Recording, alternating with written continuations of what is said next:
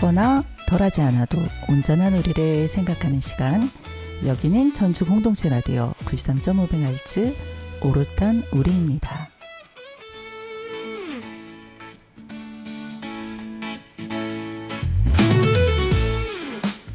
안녕하세요, 김정입니다. 들을 때마다 진부하다고 생각하지만 12월이 되면 가장 많이 사용하게 되는 표현이 하나 있습니다. 네, 바로 방금 떠올리신 그 문장 맞습니다. 25년도에 달력을 한 장 남겨놓은 12월이 지나가고 있습니다.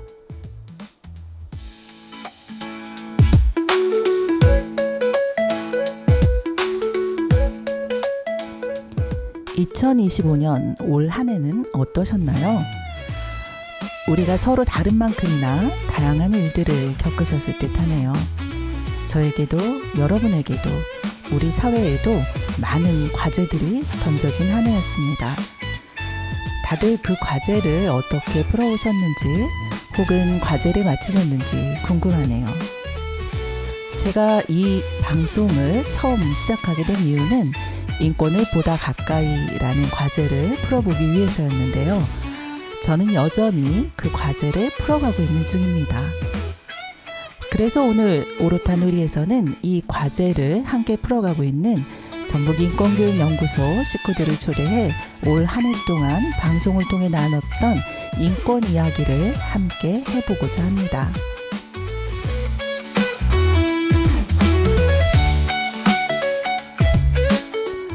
오늘의 첫 곡은 두 마음을 꾹꾹 눌러 담아 골라봤습니다. 한 해 동안 이 방송을 함께 해주신 분들께 전하는 감사의 마음과 큰 탈 없이 방송을 해온 우리에게 축하하는 마음을 담아서 옥상 달빛의 세레머니 듣겠습니다.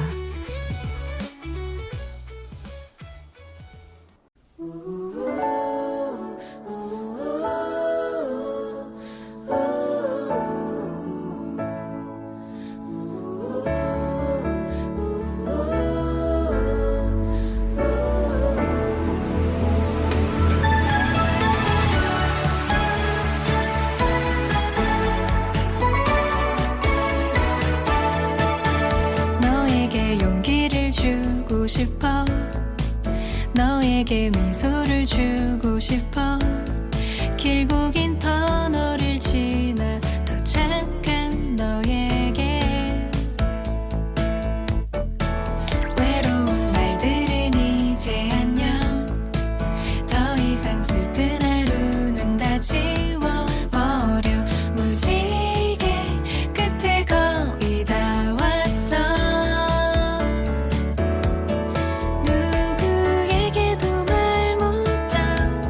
실패와 괴로움 모두 잊고 널 위한 세레머니를 해도 돼 이제껏 살아온 너를 위해 세레머니를 해줄래 지금까지 견뎌온 나를 축하해 이제는 살아갈 너를 위해 세레머니를 해줄래 힘든 날도 아무것도 아닌 날들까지도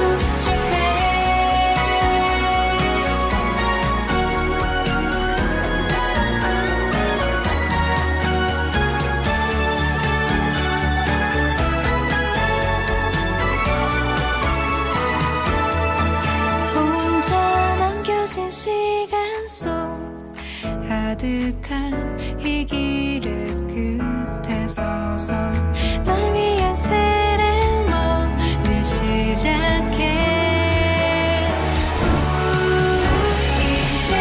이제껏 살아온 너를 위해 세레머니를 해줄래 지금까지 견뎌온 나를 축하해 이제는 살아갈 너를 위해 세레머니를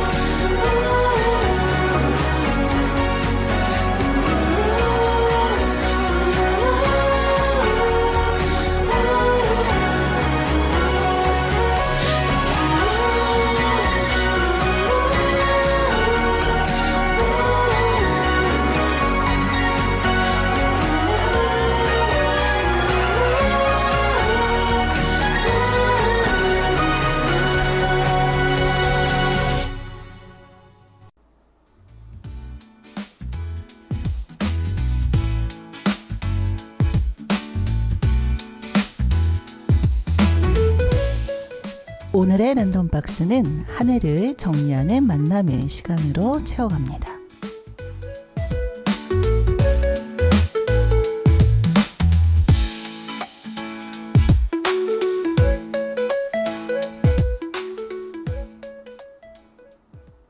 매년 12월이면 방송사들이 연예대상도 하고 방송대상 행사를 합니다.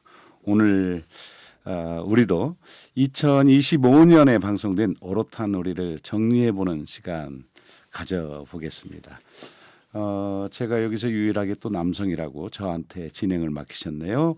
진행을 맡은 이정상이고요. 오늘 함께 하신 분들 인사하십시오. 안녕하세요. 안녕하세요.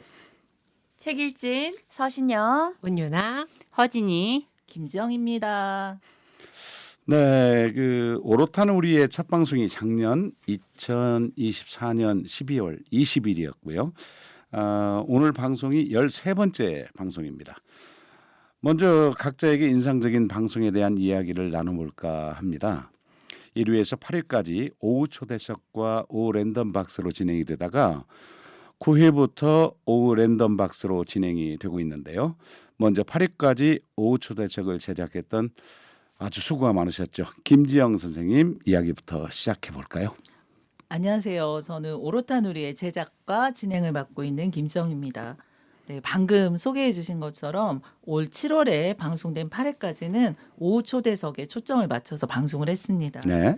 다양한 분야에서 활약하시는 분들이 나와주셨는데요. 우리 주변의 이웃들을 초대해서 그분들 이야기를 듣고 그 이야기를 통해서 인권에 대해서 생각해보는 시간이었습니다. 각 분야의 많은 분들이 나오셔서 아주 뭐 좋은 얘기를 해주셨다 이렇게 저도 들었는데 어떠셨어요? 진행하시는 동안에?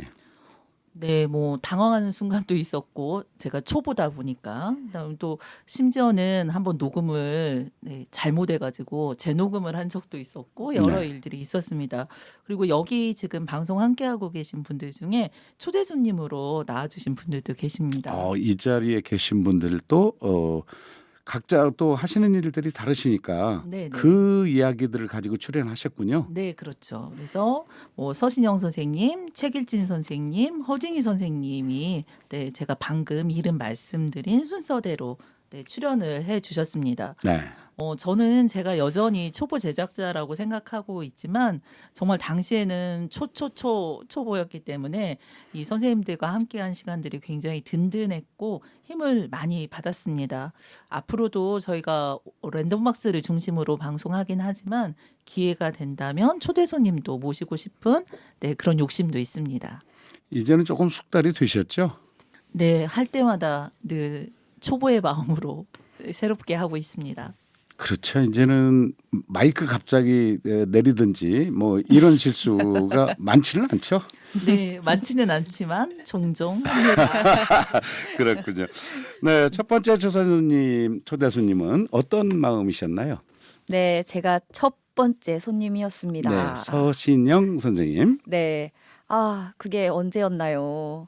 네, 사실 처음이라는 것이 정말 부담이 팍팍 왔던 것 같습니다. 그래요. 네, 몇 번이나 대본을 수정하고 또 수정하고 사실 그때 준비할 때 저의 경험들을 떠올리고 어떤 이야기들로 채워야 할지 고민했던 시간들이 아마 저에게도 값진 시간이었지 않나 생각이 듭니다. 네. 네, 그리고 첫 방송이 나오던 날 제 목소리를 듣고 또 한 번 하들짱 놀랐습니다. 이 방송으로 본인 목소리 들으면 네, 네. 이게 내 목소리인가 이런 생각도 들죠. 네, 다른 사람들은 이런 목소리를 듣고 있나 내 목소리가 이렇게 생각이 들더라고요. 그렇죠. 네.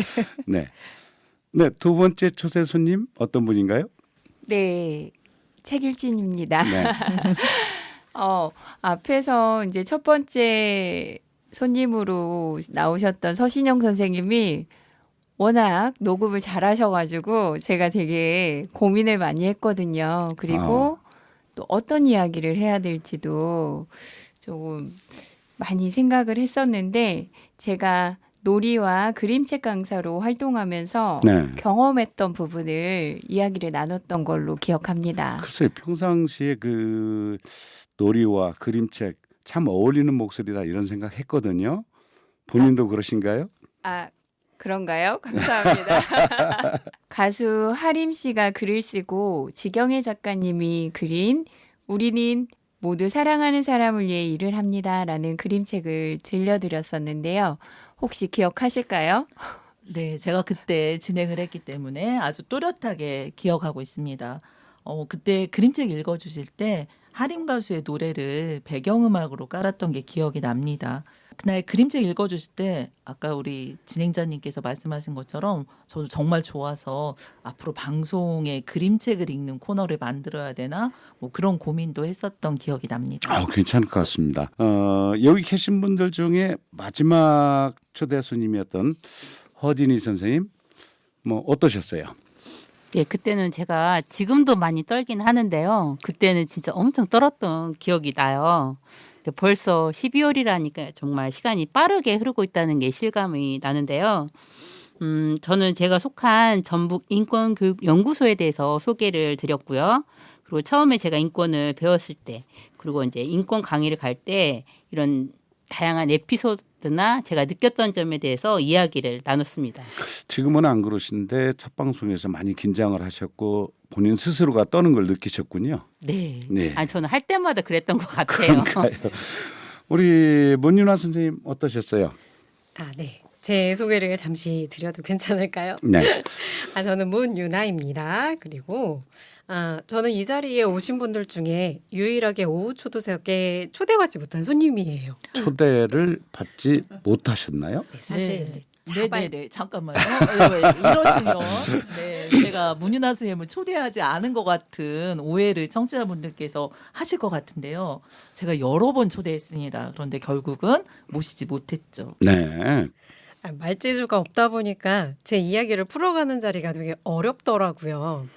그래서 이제 그나마 주제가 있고 그 주제를 이제 풀어나가는데 다른 선생님들의 도움을 받는 그 오후 랜덤 박스 시간은 좀 함께 할 수 있어서 그 시간을 위주로 활동을 했었죠. 그래서 안 잘리고 1년을 함께 해와서 저는 정말 크게 영광으로 생각합니다. 평상시에 보면 말씀을 못 하신다 이런 느낌은 없었는데 본인 스스로가 그걸 참 강조하시네요. 이제 벌써 1년이라는 세월이 지나다 보니까 여기 계신 분들이 지금 어느 정도 방송에 적응을 하셨고 어느 부분에서는 프로 방송장이가 되지 않았나 이런 느낌도 드는데요. 서진영 선생님은 이후에 랜덤박스에 합류를 하셨는데 올해 방송 중에 가장 인상적이었다, 기억에 남는 이런 방송 있었나요? 네, 사실 많은 그 이야기들이 스쳐 지나가기는 하는데 제일 기억에 남는 것 중에 하나는 6월에 방송되었던 놀이터가 사라지는 사회가 제일 많이 기억에 남습니다. 그래요. 저도 이제 함께 했었는데 이 방송을 듣지 못한 분들을 위해서 짧게 다시 한번 소개해 주시죠. 네, 요즘에 아무래도 아파트가 좀 많이 지어지다 보니까 주차 공간이나 이런 부분들이 확보가 좀 덜 돼서 민원들이 또 많이 발생하기도 하고요. 그렇죠. 네, 그래서 그런 부분들을 해결하기 위해서 놀이터를 더 줄이고 그 공간을 주차장으로 만드는 그런 사례들도 있었거든요. 네네. 참 안타까운 얘기들을 우리가 나눴었어요. 네, 그리고 그 놀이터를 이용하는 시간도 한정되기도 하고 네. 그리고 공놀이 금지 안내문이 걸리기도 하는 그런 사항들이 발생을 하고 있습니다. 예. 네, 그래서 아이들은 놀 공간도 친구와 어울릴 시간도 잃어가고 있다는 그런 이야기들이었습니다. 네. 그때 우리 최 선생님 함께 하셨죠? 네, 제가 같이 방송을 준비했는데요. 주민들의 민원으로 시작된 공놀이 금지에 대해서 소개했었습니다. 예. 특히 공놀이 금지 안내문은 어린이를 대하는 사회적 인식이 전하고 많이 달라졌다라는 생각이 들었고요. 네. 놀이터는 단순한 시설이 아니라 아이들이 관계를 배우고 작은 위험을 경험하면서 세상을 탐색하는 중요한 사회적 공간인데 그 의미가 사라지고 있는 건 아닐까라는 생각이 들었습니다. 그래요. 다 같은 생각일 겁니다. 네. 그리고 성인들의 편의가 강조되면서 키즈 카페나 PC방 같은 유료 놀이시설이 아이들의 놀이 공간을 대신 채우기도 하고 있고요. 네. 네. 그러다 보니 놀이에 있어서도 격차가 더 커지고 있습니다. 사실 이런 부분들이 좀 많이 안타까웠던 것 같습니다. 저는. 그렇죠. 네. 우리 방송하면서 참 방송에는 실제 말을 못했어도 마음이 좀 답답하고 안타깝다 이런 생각을 했었지 않습니까? 네, 네. 아이들은 자신들의 공간에 대해서 의견을 낼 수 있는 기회조차 부여받지 못하죠.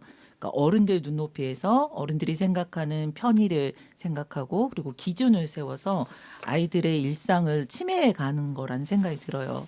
이러한 현실 속에서 우리 아이들의 놀 권리에 대한 사회적인 관심과 그리고 제도적인 뒷받침이 반드시 필요하다라고 생각을 합니다. 그렇습니다. 이런 부분에 대해서 우리 사회 전반적으로 함께 이야기하는 시간이 좀 많아졌으면 좋겠다 이런 생각이 드는데요. 아이들이 우리 공동체의 미래이기도 합니다. 아이들의 이 놀 권리와 관련한 방송이 우리 또 했었죠. 네, 제가 참여했던 방송인데요. 학교 내 스마트폰 사용 금지를 다룬 방송이었어요. 네. 기존에 선택했던 주제들이 좀 명확한 것이었다면 사실 이 이야기는 상당히 논쟁적인 것이었고 그렇죠. 또 인권위에서의 결정뿐만 아니라 국회에서의 법 제정까지 있었기에 더욱 뜨거운 감자 같은 소재라 저한테 정말 많이 어렵게 느껴지더라고요. 그래요. 이게 인권이 어떤 한 부분으로 이해할 수 없는 이런 측면이 있다 보니까 우리가 정말 여러 가지 관점을 생각해야 되겠더라고요.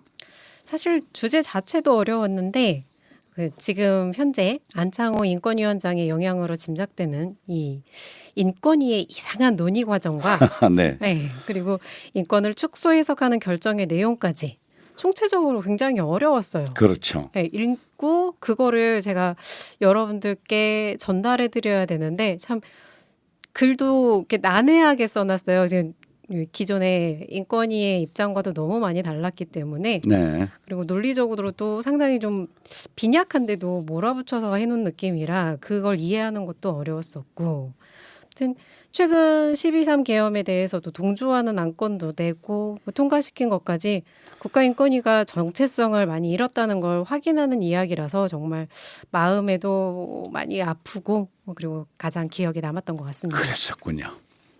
네, 저랑 문유나 선생님이 한 팀으로 방송을 준비했는데요. 그때 당시 문유나 선생님이 그 주제를 준비하면서 고민을 정말 많이 하더라고요. 아, 그때 같이 하신 게 아니고 문 선생님이 주로 하시고 그냥 방송을 하신 거군요. 네. 그렇다면 우리 허지인 선생님은 어떤 방송이 인상이 남으셨나요? 저는 개인적으로 되게 현실적으로 다가왔던 것은요. 네. 디지털 격차에 따른 노인 인권에 관한 내용이었어요. 아, 네네네.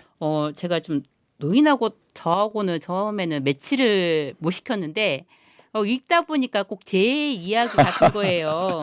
네. 제가 원래 기계하고는 별로 가깝지가 않거든요. 네. 그래서 이제 보다 보면 종종 내가 그래서 시대를 못 따라가나? 이런 생각을 했는데요. 이런 디지털 격차에 따른 노인 인권을 내용을 보다 보니까 10년 후? 20년 후의 나의 미래가 진짜 더 걱정이 되더라고요. 아니 10년 후, 20년 후가 아니고 당장 몇 개월 후 내년에 정말 내가 이 세상을 어떻게 살아가야 되나 이런 생각이 들 때가 많은데요. 최 선생님은 어떠세요? 저도 이제 컴퓨터를 잘 쓴다고도 생각했고 그 툴도 잘 이용한다고 생각했었는데요. 요즘에 이제 강사로 활동하면서 수업 자료를 만들 때 저는 PPT를 많이 쓰거든요. 네. 근데 학생들은 캔바나 패들렛 같은 새로운 디지털 툴을 굉장히 활용을 잘하더라고요. 캔바 패들렛이요. 네. 저는 그런 새로운 툴을 배우는데도 시간도 되게 많이 걸리고 배운 것을 막상 사용하려고 하면 어떻게 했었지? 이제 메모했던 거를 다시 찾아보기도 하고 인터넷에 다시 막 이렇게 뒤져가지고 이렇게 사용하게 되더라고요. 네, 네. 그래서 아까 말씀하신 대로 10년, 20년이 아니라 저는 지금 당장도 디지털 격차를 느끼고 있는 것 같습니다. 글쎄요. 저도 직장 생활을 할 때는 PPT를 많이 활용을 했었는데 이게 자주 활용을 해야 되잖아요. 그러다 보니까 이제 않다 보니 지금은 PPT 사용도 어색하거든요. 그런데 패들렛, 뭐 캔바 이런 것은 제가 사실 오늘 처음 들어보거든요. 이게 저희들 이 세대 때는 이게 컴퓨터, 인터넷 이게 보급된 지가 얼마 되지 않았고 금방 정말 우리가 이걸 접한 것 같은데 기술 변화가 너무나 빠르기 때문에 따라가기 힘들다 이런 생각이 들어요. 근데 저보다는 훨씬 이 자리에 계신 분들이 후배님들 같은데 다른 분들도 이런 느낌을 가지고 계시는군요. 네, 저는 디지털 격차에 대해서 생각을 보면 저도 정말 많은 영역에서 어려움을 느끼고 있어요. 그래요. 네, 가장 젊으시잖아요. 네, 그럼에도 불구하고 네. 사실 정말 그렇게 막막하기도 하고 생각이 많아진 그 가장 대표적인 영역이 또한 저도 AI 이용에 대한 부분인데요. 네. 그러니까 기존의 기술들은 사실 어찌 보면 제가 삶의 방식에 따라서는 이렇게 슬쩍 피해가기도 하고 또 예. 일상에서 꼭 필요하다 싶은 거는 꾸역꾸역게 하다 보면은 사실 이제 어느 정도 이렇게 하는 방식들이 비슷하거나 이런 것들이 많다 보니까 어느 정도는 할 수 있는 그 정도까지는 됐었거든요. 그래서 사실 크게 불편하지는 않은 것 같았었어요. 네, 예. 그렇긴 한데 이 AI 경우는 내가 정말 AI한테 나의 정보를 다 드러내도 안전한가라는 질문에 대해서 어떤 답을 얻을 여유도 없이 세상이 너무 빠르게 변화하고 또 AI 존재가 선택이 아닌 필수로 자리를 잡아가고 있어서 저는 사실 불안하고 두렵기까지도 하더라고요. 글쎄요. 우리가 걱정할 게 많은데 이런 문제로 이렇게 불안하고 두려움까지 우리가 가지고 가야 되는지 이런 생각이 듭니다. 네. 사실 저 같은 경우에는 디지털 사용을 조금 더 다른 분들 또래에 비해서 제가 좀 더 많이 사용한다라고 느끼고 활용을 좀 많이 하려고 하고 있습니다. 네. 그럼에도 불구하고 디지털 관련 용어들이 새로운 것들이 너무나 빨리 생겨나고 있더라고요. 그렇죠. 네. 그리고 최근에 아들이랑 같이 우리 사과 그림이 그려져 있는 그 탭을 네. 사려고 스토어를 방문한 적이 있었거든요. 근데 사실 그 스텝이 도와드릴까요? 라고 저한테 다가오는데 뭘 도와달라고 해야 할까? 예, 그리고 제가 이제 그걸 화면을 이제 터치해서 한번 사용해 보려고 했는데 못 하겠더라고요. 네, 그렇군요. 네, 뭐 제가 그리기는 그렸는데 뭘 어떻게 지워야 되는지도 사실 잘 몰랐어요. 그리고 직원이 설명을 하는데도 무슨 말을 하는지 제가 잘 못 알아듣겠더라고요. 그래서 그 용어나 그리고 그 사용법에 있어서도 사실 저도 활용을 잘한다라고 생각하는 사람이었는데도 불구하고 좀 많이 슬픈 현실을 제가 경험을 했습니다. 그래요. 이제 저뿐만이 아니고 다들 이런 고민을 가지고 계시군요.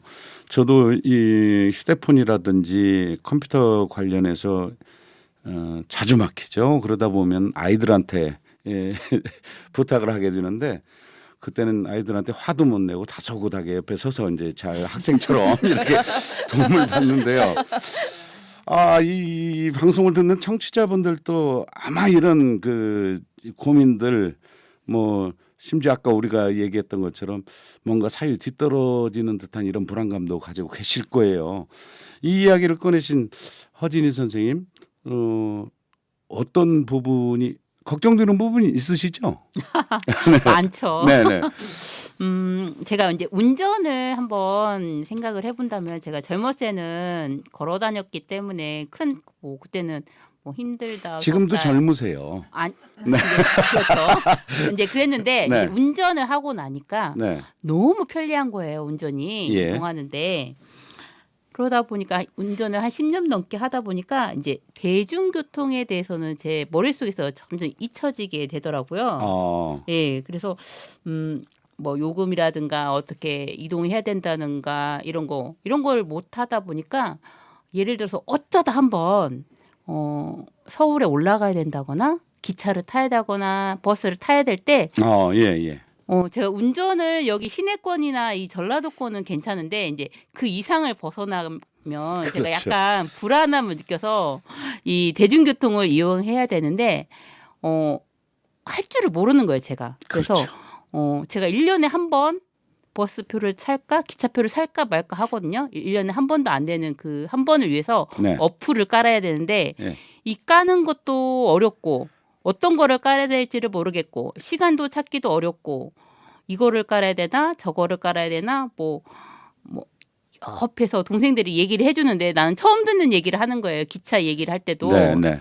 뭐 옛날 기차를 타본 지가 한 몇 년이 됐는데 몇 년에 한 번 타보려고 하니 이 기차가 여러 종류가 있는데 그 종류도 모르겠고 그 버스를 그 기차표를 어떻게 끊어야 되는지도 모르겠고 뭐 어플을 깔아서 어떻게 하라고 하는데 도통 그거를 모르겠는 거예요. 그래서 너무 힘들더라고요. 그래서 깔려다가 이렇게 계속 시도를 하다 결국은 포기하고 버스로 갈아타고 네. 또 이제 깔아가지고 버스를 탔잖아요. 네. 그러고 나면 이제 사용을 안 하니까 또 지우고 그렇죠. 또 몇 년 후에 또 한번 또 타려고 또 어플을 깔면 또 변해 있고요. 그 어플이 변했더라고요. 그래서 예. 이런 것들이 너무 어렵고 이제 이런 것들을 하려다 보니까 너무 스트레스를 받는 거예요. 그래서 웬만하면 안 돌아다녀야겠다.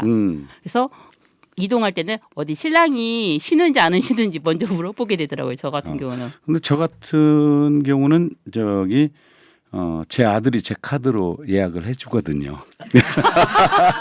아들 찬스.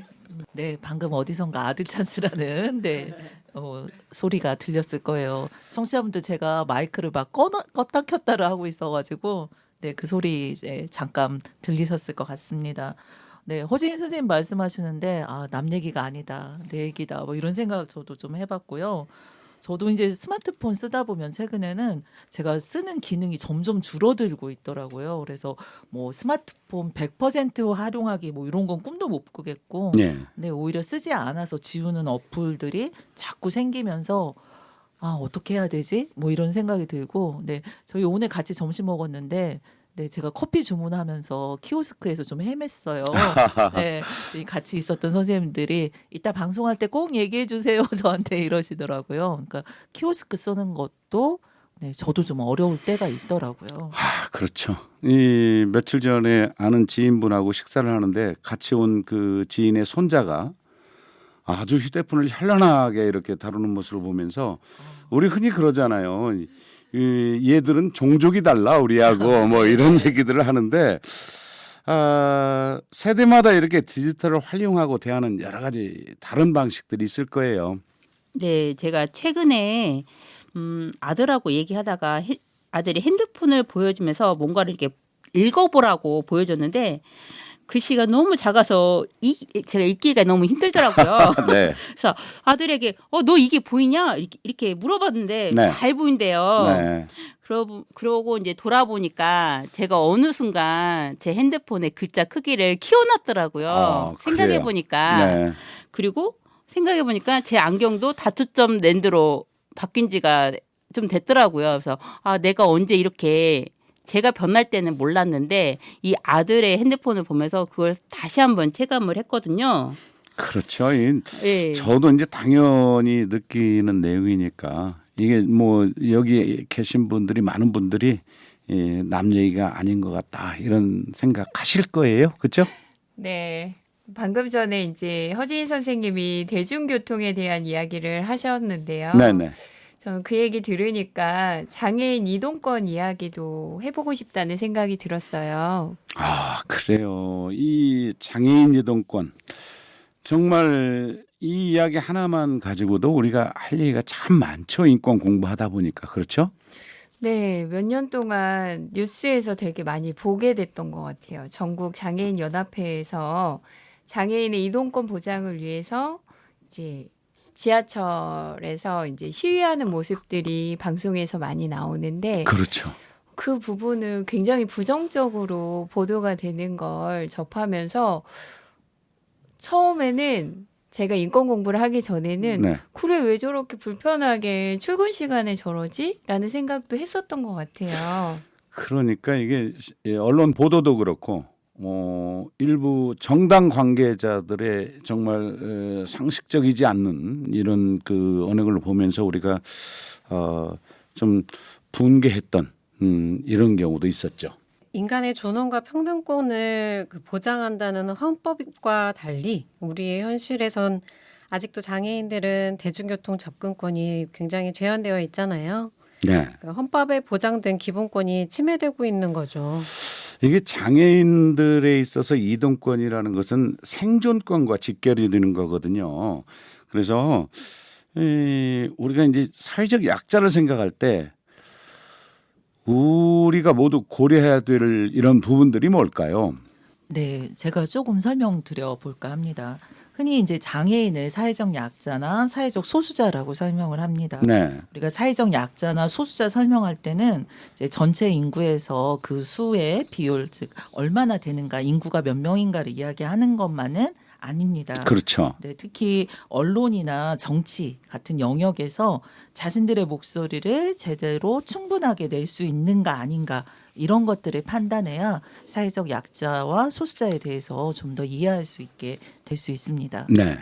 네, 우리 사회가 아직은 그런 사회적 약자를 대변하는 언론이 없는 것 같다는 생각이 저는 많이 드는데요. 있을 거예요. 그런데 우리가 흔히 아는 메이저 언론들의 태도가 친화적이지 못하죠. 네. 그러다 보니까 사회적 약자인 장애인이 자신들의 권리를 회복시키기 위해서 사용한 그 수단이 시위라고 생각하거든요. 네네. 그리고 집회와 시위의 자유는 합법적인 수단이라고 저도 알고 있는데 네. 언론에서는 출근길에 지하철 운행이 지연된다면서 일반 시민의 이동권이 침해된 이야기만 보도하고 있는 것 같아요. 어찌 보면은 편가르기를 하고 있다 이렇게 느낌이 오잖아요. 네. 그리고 장애인들이 지하철 선로를 점거하고 열차 지연 등의 안전과 질서에 위협된다는 이유로 장애인의 시위를 굉장히 비난하고 있는 것 같아요. 네네. 이동권 보장은 분명 기본권 실현의 문제며 반드시 개선되어야 하는 문제인데 공공의 불편을 최소화하면서도 실질적인 변화를 이끌어낼 수 있도록 고민해야 되는 시점이 아닌가 생각이 드는 것 같아요. 글쎄요. 사회적인 어떤 의식이 성숙된 사회에서는 이런 시위가 있을 때 불편을 겪는 분들이 거기에 기꺼이 동조를 하고 협조를 해주는 이해를 해주는 이런 모습들을 많이 볼 수가 있거든요.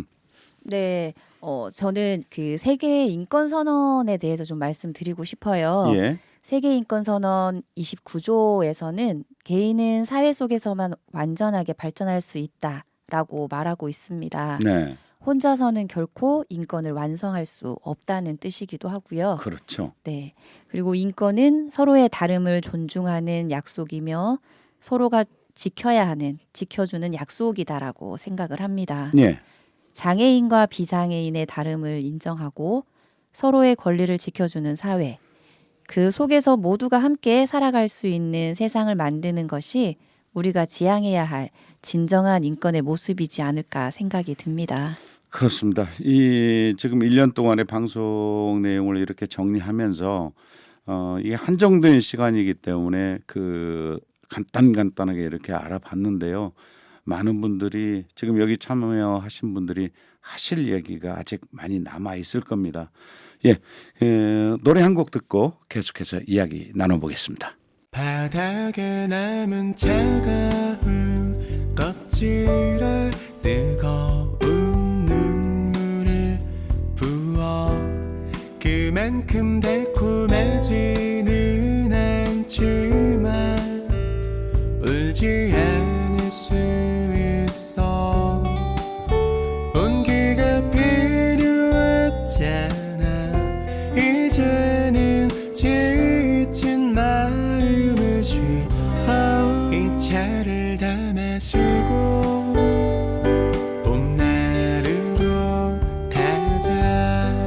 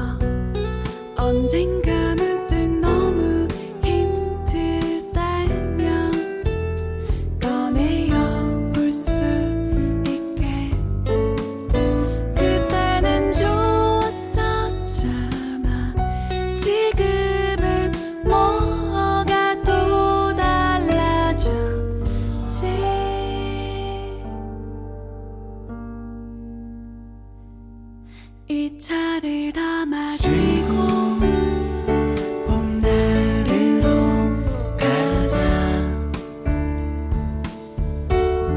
이 차를 다 마시고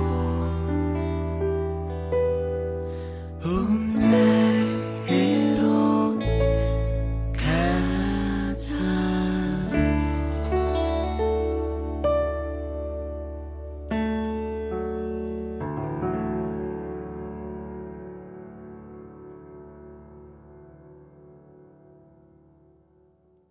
예, 우리 전북 인권교육연구소에서는 이렇게 함께 모여서 인권 공부를 하고 있습니다. 여기 오신 분들이 오늘 오신 분들이 전북 인권교육연구소에서 함께 공부하고 있는 분들인데요.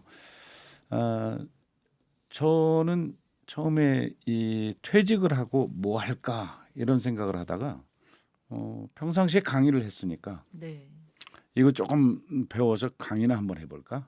예, 이런 가벼운 마음으로 왔었죠. 그런데 이 공부해 보니까 이게 참 어렵고, 야 이거 공부해야 될 게 이렇게 많구나. 그리고 나 혼자 해서는 안 되는 공부구나. 여기 인권교육연구소에 와서 함께 이런 이야기를 듣고 하는 것이 참 다행이구나 이런 생각을 했거든요. 그래서 오늘 여기에 오신 분들이 어떤 계기로 이렇게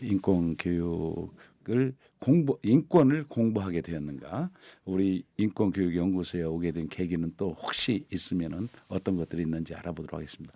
문 선생님부터 먼저 말씀해 주실까요? 네.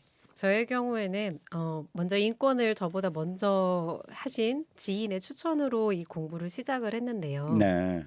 저를 아주 잘 아는 그분이 네. 저에게 하신 말씀이 있었어요. 아 그래요. 네. 본인이 만나온 사람들 중에 제가 가장 인권 감수성이 뛰어난 것 같다고. 오 그래요? 네, 이 공부를 꼭 했으면 좋겠다고 했거든요. 그렇군요. 네. 본인도 그렇게 생각하시나요? 좀 부끄럽지만 나름. 예. 네, 참고로 그 인권 감수성이라는 말을 이렇게 들으셨을 때 좀 생소하시면서 감수성이라는 단어에만 이제 익숙하시다 보니까 누군가를 안타까워하고 동정하고 이런 것들을 주로 생각을 하시는데, 그렇죠. 근데 사실 이게 인권 감수성이라는 이 말이 어떤 상황이 인권적인가 또는 반인권적인가를 느끼는 촉이라고 이렇게 정의했을 때 네. 예, 거기에 부합하는지 이게 얼마나 이제 가까운지 제가 이제 그 이야기를 하신 거였어요. 그래요. 예. 그래서 저도 이제 한참 저한테 잘 어울리고 제가 또 잘할 수 있는 게 뭔지 항상 고민을 하고 있었기 때문에 이제 지인의 그 말씀에 용기를 내서 이제 첫 발을 디디게 된 거죠. 그 지인한테 평상시에 이게 밥을 많이 사고 그러나요? 얻어먹고 있어요. 네, 우리 서 선생님은요? 네, 저는 학교 현장에서 놀이 활동을 좀 많이 하고 있는데 네. 아이들의 놀권리에 대해서 조금 평상시에 좀 많이 생각을 했었습니다. 놀 권리요. 네. 그런데 그 전라북도에서 인권 강사 양성 교육을 한다라는 소식을 듣고 그 교육을 수료를 했습니다. 네. 그런데 그때부터 아마 본격적으로 인권 공부를 시작하지 않았나라는 생각이 들거든요. 그때 만났죠. 문윤아 선생님이랑 이정상 선생님을 그때 네. 처음 만나서 열심히 공부를 했고, 사실 이게 이 수료만으로 되는 게 아니다. 그래서 할 게 너무나 많다라는 걸 그때 깨닫고 같이 전북인권연구소를 함께 문 두드려서 함께 지금까지 이어오고 있는 것 같습니다. 그러니까 놀 권리가 인권과 관련이 된다. 이것도 사실 공부하면서 연결시키고 알게 된 거 아니에요? 아니 그 전부터 이제 놀 권리는 인권과 연결되어 있다라는 거를 알면서 네. 그게 어렵다라는 거를 계속 제 마음속에 있었던 것 같아요. 저보다는 공부를 먼저 하셨군요. 아, 네. 네. 저도 문유나 선생님처럼 지인의 소개로 이제 인권을 공부하게 됐거든요. 네. 근데 저는 이제 인권이란 게 TV에서나 뭐 데모할 때나 보고 운동권 하는 사람들 그렇죠. 이렇게만 생각해서 저하고는 정말 먼 이야기라고 생각이 했었거든요. 예. 근데 저는 이제 인권을 이제 공부하는 건 좋아해서 한번 들어보자 하고 들었던 건데 좀 어렵고 낯설긴 했는데 배우면 배울수록 너무 좋은 거예요. 너무 먼 얘기라고 생각했는데 어머 이것도 내 얘기네, 저것도 내 얘기네, 이것도 필요한 건데 저것도 필요한 건데 이런 생각을 하면서 저는 이제 공부를 하고 집에 오면 신랑한테 되게 그런 얘기를 많이 했던 것 같아요. 네. 그래서 지금도 인권이 되게 어렵고 공부할수록 더 어렵고 또 그런다고 제가 이제 잘 아는 건 아니지만 할수록 정말 필요하고 누구에게나 필요하고 어린이든 어른이든 노약자든 누구에게나 다 필요한 인권이라는 게 많은 사람이 좀 알았으면 좋겠다. 인권 얘기를 이 남편한테 자주 하니까 반응이 어떻던가요? 알겠죠. 저는 이제 되게 많이 하니까 너무 많이 배워서 피곤하다는 식으로 얘기를 하더라고요. 앞으로가 염려된다. 공부를 하지 말아라 네. 이런 얘기를 많이 들었거든요. 근데 그랬던 신랑이 네. 나중에는 저한테 그러더라고요. 남편에게도 인권이 있었다. 남편의 인권을 보장해 줘라. 그래요. 우리가 인권 공부를 하다 보면 뭐 피해자 인권, 가해자 인권 뭐 이렇게 가르기도 하고 인권을 꼭 어떤 한쪽 편에 서서 이렇게 이해하고 말하기가 쉽잖아요. 그렇죠. 네, 이런 부분들도 우리가 좀 널리 알리고 같이 공부해야 될 부분이 아닌가 이렇게 생각이 드네요. 네. 네, 저는 허진 선생님하고 같이 도에서 양성 과정을 하게 되면서 전에도 저희가 인연이 좀 있었는데 네. 그때 같이 인권 공부를 했죠. 제가 이제 전북 인권교육연구소에서 소장 역할을 하고 있는데요. 거기에 오기까지 허진 선생님이 정말 많이 저를 뒤에서 밀고 앞에서 당기고 그래서 이 자리까지 왔습니다. 인권을 공부하기 전에 이제 저는 교육학하고 상담심리학 공부를 했었는데요. 네. 공부를 하면 할수록 이 개인보다는 시스템에 관심을 더 많이 가졌던 것 같아요. 네. 그러니까 자연스럽게 이 시스템을 바라보는 데는 인권의 시각이 필요하다는 걸 알게 돼서 그렇죠. 네, 저는 그렇게 공부를 시작했고 이제 아까 말씀드린 그 도에서 운영하는 인권 강사 양성 과정 끝나고 나니까 이걸로는 안 되겠다. 공부해야겠다. 이런 필요성을 더 많이 느꼈던 그런 계기가 됐습니다.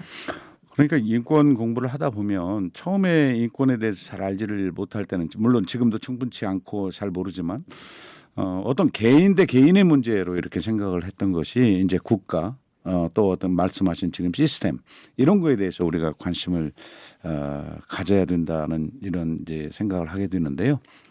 최 선생님은 어떤 계기가 있으셨어요?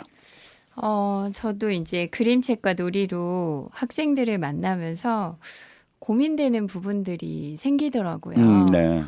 저는 되게 존중하면서 아이들을 만나고 있다고 생각을 했는데 순간순간 제가 되게 권위적이고 지시적인 제 모습을 발견할 때가 있어요. 예.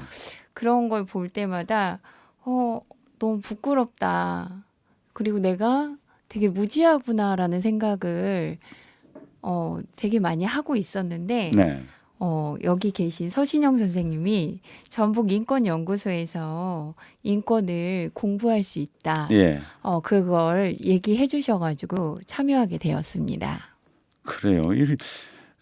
대부분 주변의 권유로 이렇게 시작하는 이런 경우가 많은데 우리도 이 방송을 듣는 분들이 좀 많이 계셔서 우리 전북 인권교육연구소에 좀 많이 찾아주셨으면 좋겠다 이런 생각이 들고 여기 계신 분들이 앞으로 더 많은 지인분들에게 소개를 해서 더 많은 분들이 인권을 경험하고 우리 사이 인권이 증진될 수 있도록 우리 함께 노력합시다. 네. 네, 청취자 여러분 많은 관심 부탁드립니다. 네, 인권을 공부하게 된 계기에 대해서 이렇게 말씀을 해주셨어요. 이제 정말로 여러분이 말씀을 나누다 보니까 사실 뭐 방송 시간이 한정이 돼 있어서 상당히 아쉽긴 하지만은 이제 정리하는 그 코너로요. 내가 꿈꾸는 인권 이런 얘기를 한번 말씀해 주셨으면 합니다. 어느 분부터 하실까요? 제가 하겠습니다. 네네. 책일진 선생님. 제가 꿈꾸는 인권은요. 네. 너무나 당연해서 인권이라는 말이 필요 없는 그런 세상에서 살았으면 좋겠다 이런 생각을 그래요. 했습니다. 이 법이 강화되는 것은 법을 지키지 않는 분들이 그만큼 많다는 얘기고 또 인권 얘기가 자주 나온다는 건 우리 사회가 아직 인권적으로 성숙되지 않은 사회다. 이런 면에서 인권 얘기가 아예 안 나오는 이런 사회에 살고 싶다 이런 말씀 아니세요? 네, 좀 더 노력을 많이 하셔야 되겠는데요. 알겠습니다. 네, 저도 비슷한 것 같아요. 네, 서진영 선생님. 네, 그 일상에서 사용하는 언어들이 사실 우리는 그냥 쉽게 하지만 사실 그 부분들이 신중하게 선택해야 된다라는 걸 알게 되었거든요. 그래서 제가 사용하는 단어들이나 언어들이 다른 사람들에게 상처가 되는 이런 부분들을 모든 분들이 좀 더 신중하게 들여다보고 그래서 그러다 보면 주변의 사람들을 배려하고 그리고 존중하는 그런 모습들이 되지 않을까라는 생각을 합니다. 그러니까 말을 하는 사람은 이게 저 사람한테 이 상처를 주는 말인가 이걸 의식하지 못하는 경우가 많잖아요. 네. 그러려면은 사실 그런 언어에 대해서도 관심을 가져야 되고 우리 서 선생님도 그런 언어에 대해서 많은 분들에게 이렇게 좀 교육도 하고 어렸을 때부터 어린이들 교육한다고 그랬잖아요. 네. 어렸을 때부터 이게 습관화될 수 있도록 아이들에게 좀 더 노력을 해 주시기 바랍니다. 네, 말투나 태도를 좀 더 많이 아이들과 함께 하도록 하겠습니다. 네네. 내가 꿈꾸는 인권에 대해서 얘기해 달라고 우리 진행자님께서 말씀하셨는데 너 열심히 해라. 네, 이러시는 것 같습니다. 네, 제가 이렇게 오롯한 우리 방송도 시작하게 된 계기도 그렇고 저 인권 강사 과정 처음 들을 때 그 강사로 오셨던 분이 그런 얘기 하셨어요. 인권은 아무나 얘기할 수 있는 게 아니다. 공부해야만 얘기할 수 있다. 그런 얘기를 하셨었는데 저 그때 아무것도 모르면서 생각했던 게 아까 이제 우리 최기진 쌤이 얘기하셨던 거랑 좀 비슷한 부분이 있는데요. 인권은 누구나 다 얘기할 수 있는 게 돼야 되지 않을까? 네. 특별히 가르쳐야 되고 그 가르치는 사람이 개인적으로 준비를 많이 하는 건 필요하지만 인권을 얘기할 수 있는 사람과 그렇지 않은 사람이 나눠져 있다는 건 아닌 것 같은데 라는 생각을 갖게 됐었고 이제 그게 방송이라든가 연구소 모임을 계속하게 되는 하나의 원동력인 것 같아요. 그래서 제가 꿈꾸는 사회는 누구나 인권을 이야기할 수 있는 그런 인권적인 인권이 넘실대는 그런 사회를 좀 꿈꿉니다. 그러니까 인권을 같이 이야기하고 물론 그 인권에 대해서 이 강의를 하고 하는 분들은 그보다 더 많은 지식과 또 준비가 있어야 되겠습니다만 많은 분들이 함께 그 인권에 대해서 이야기를 하고 또 본인의 어떤 과오라든가 이런 걸 이렇게 알아가는 이런 과정들은 너무나 필요하다고 생각이 듭니다. 네, 전적으로 동의하는 바입니다. 네. 다음에 우리 어진희 선생님 말씀해 주시겠어요? 네, 저는 오늘 좀 수도권과 지방의 차이에 대해서 얘기를 낮에 많이 했는데요. 네. 그걸 얘기를 하면서 느낀 게 너무 수도권과 지방의 차이가 너무 많이 나는 것 같아요. 근데 인권에 대해서도 생각해 보면 차이가 나면 안 되는데 하는 생각이 들더라고요. 네. 서울에서 얘기하는 인권과 지방에서 얘기하는 인권이 달라지면 안 되잖아요. 그래서 어디서나 뭐 서울에서나 전주에서나 부산에서나 뭐 어디서 얘기를 하든 똑같이 적용이 되고 현실적으로 이루어지는 통용되는 그런 인권적인 도시, 인권적인 삶, 인권 속에 살아가는 우리가 됐으면 좋겠다는 생각이 들었습니다. 이야기를 나눌수록 갈 길이 참 멀군요. 그렇죠. 네. 네, 우리 문 선생님께서는 어떤 생각을 하셨어요? 저는 이렇게 생각을 해보면 기존의 인권이라는 게 국가 권력에 개인이 맞서기 위해서 그 투쟁하는 과정 속에서 발전을 주로 했던 것 같아요. 그러다 보니까 사람들 머릿속에서 인권하면 투쟁에 대한 인식이 너무 강해지는 바람에 지금은 만인에 대한 만인의 투쟁인 상태가 아닐까 그런 생각이 좀 들거든요. 네. 그래서 이제는 세상이 좀 달라져요. 우리가 살기에 모두 다 함께 살기에 편안하고 행복한 세상이 되었으면 하는 생각에 인권도 투쟁의 인권에 이제 그동안에 해준 투쟁의 인권에게 그 노고에 감사를 하고 하지만 한 발 더 나아가서 이제는 연대하는 인권으로 세상에 자리를 잡으면 좋겠다. 우리 마음 안에 자리 잡으면 좋겠다라고 그런 생각을 하게 됩니다. 연대요. 네. 예, 참 중요한 얘기인데 주변에서 요즘 뭐 하고 지내? 그래서 틈틈이 그 전북 인권교육연구소에 나가서 인권 공부를 합니다. 그랬더니 제 아는 분이 인권 그거 이상한 것이요 이런 말씀을 하시더군요. 아직 우리 사회의 인식이 이 인권하면 아까 말씀해 주신 대로 투쟁 뭐 세다 저 운동권들이나 하는 것이다 뭐 이런 인식을 가진 분들이 적지 않거든요. 그래서 그렇게 인식하는 분들 또 인권에 대해서 아예 그 단어 자체를 들어보지 못하고 인식을 하지 못한 분들까지 우리가 자연스럽게 이렇게 인권을 인식하고 이야기할 수 있는 그런 사유가 될 때까지 또 새해에는 그렇게 되리라고 믿고 우리도 열심히 즐겁게 공부하는 새해가 되었으면 좋겠습니다. 이상 마치겠습니다. 감사합니다.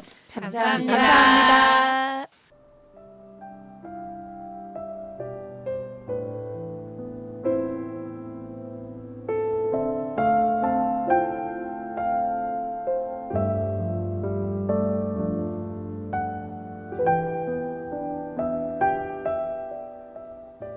여기 두 개의 단어가 있습니다.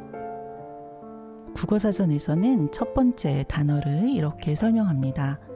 자기 스스로의 원칙에 따라 어떤 일을 하거나 자기 스스로 자신을 통제하여 절제하는 성질이나 특성 이렇게 설명합니다.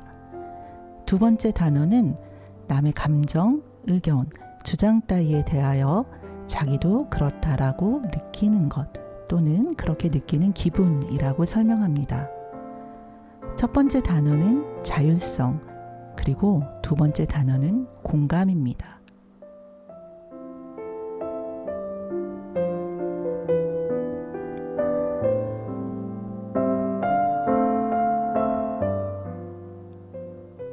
심리학에서 나올 법한 이 두 단어는 인권을 이야기할 때도 중요한 단어입니다.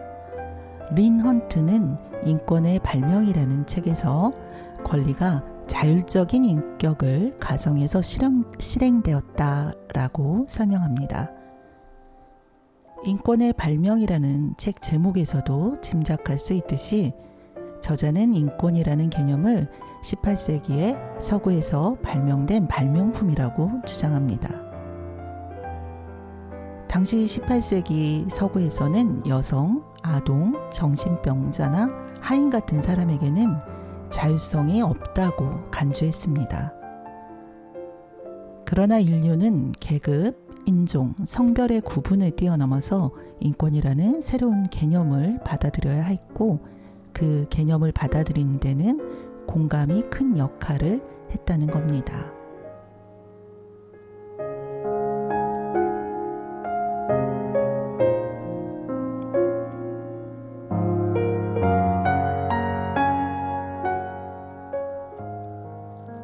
올 한 해 우리는 각자 다른 자리에서 버티고 선택하고 또 누군가에게 기대며 살아왔습니다. 아직 해결해야 할 과제가 많은 우리 사회에서 자율성과 공감이라는 두 단어가 힘을 발휘했으면 좋겠습니다. 스스로의 삶을 꾸릴 자유와 타인의 세계를 향해 마음을 열어두는 태도. 내년에는 우리 사회가 이 두 단어를 조금 더 자연스럽게 품어낼 수 있기를 바라봅니다. 이렇게 또 한 해의 문턱에서 여러분께 감사의 마음을 전하며 오늘의 방송을 닫을까 합니다.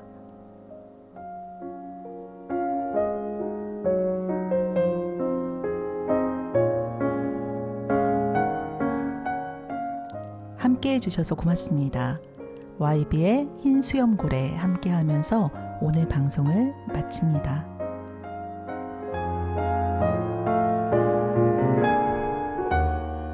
지금까지 제작과 진행의 사단법인 전북인권교육연구소 그리고 김지영이었습니다.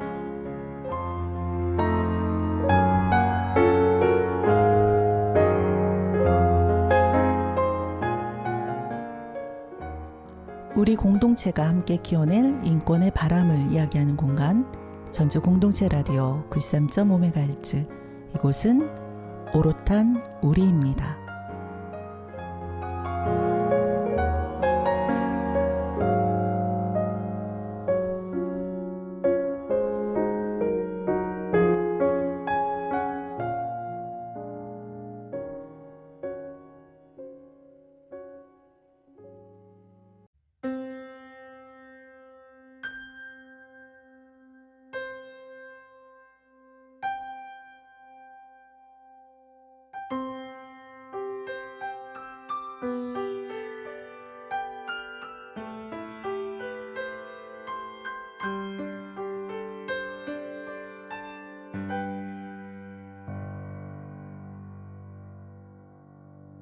작은 연못에서 시작된 길 바다로 갈 수 있음 좋겠네. 어쩌면 그 험한 길에 지칠지 몰라. 걸어도 더딘 발걸음에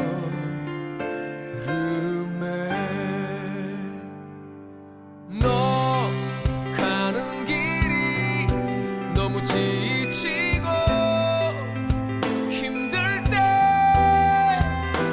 말을 해줘. 숨기지 마, 너는 작가 아니야. 우리도 언젠가 흰 수염고래처럼 헤엄쳐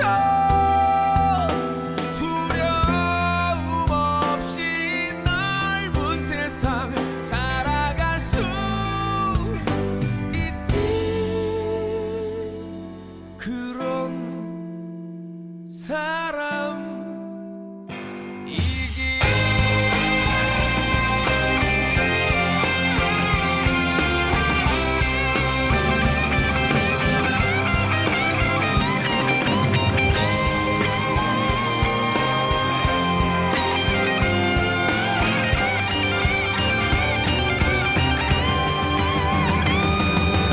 더 상처받지마, 이젠 울지마.